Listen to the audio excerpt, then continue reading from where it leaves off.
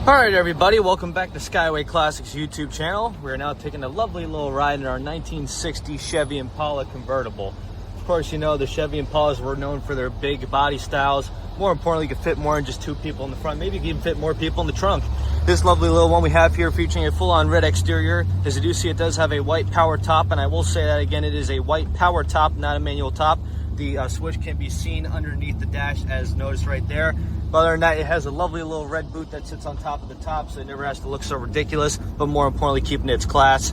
Other than that, you also see it does have some aftermarket style wheels. It's very nice to see the fact that they didn't just want to put some old school torqued American racing wheels on it, but something with a little more class, something with a little more modern look to it. In fact, even the ride stance on this car being a little bit low is perfect. Even when I was driving it off the driveway with the little bumps, as you can see on the side there, did not rub, did not do anything at all.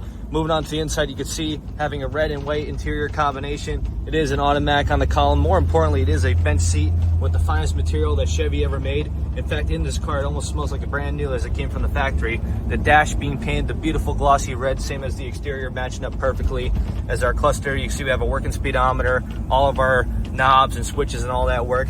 Do have an aftermarket tune knob style radio, but of course in the back, it does have the original core. If ever you want to replace it, put it back in or have it rebuilt with Bluetooth. But as for the back seat, you can also see it has that lovely little speaker in the middle. Most GM vehicles, especially the big ones such as this, the Buick Riviera, had that nice little speaker in the middle, since everybody would always be yapping in the front. You only had a dash speaker, but this one offers more than just that.